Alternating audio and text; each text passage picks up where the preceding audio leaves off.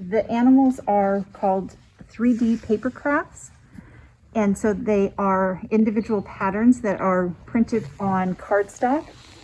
And the cardstock is cut out, the individual patterns.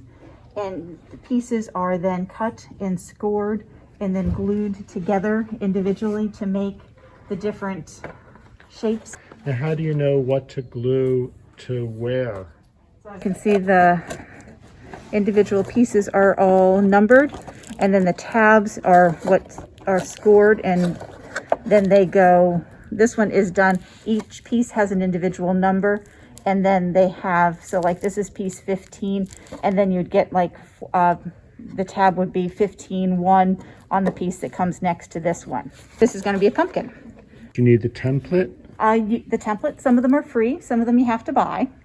So it depends. You can find some free on the internet, on Pinterest, on Etsy, and then you have to have a printer. You have to have cardstock. You have to have some kind of paper that has rigidity to it so that it'll be firm and stand up. Then you have to have a pair of scissors, something that you can score the paper with. When I do it with the kids, we use even just like a butter knife or a plastic knife. I have a scoring tool that's a little more complicated when I do it myself, but for the kids, we use something much more simple.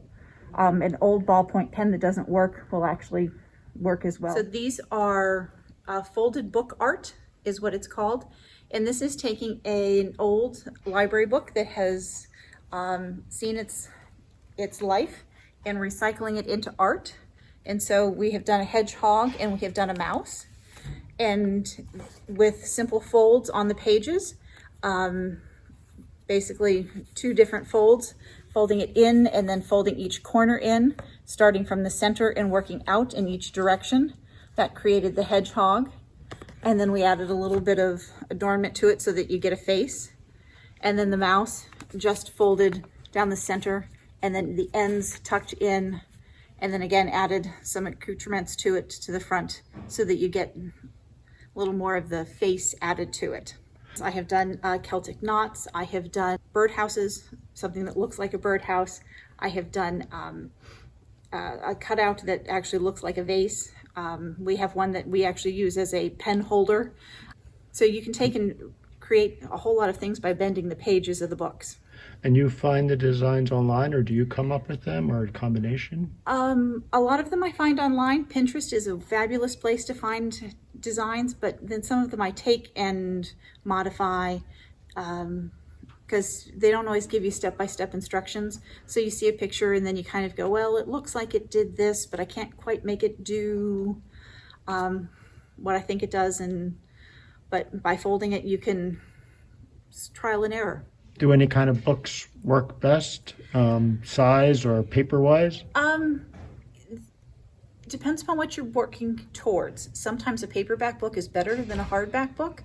And sometimes I can take a book out of its hardback cover and just use the pages.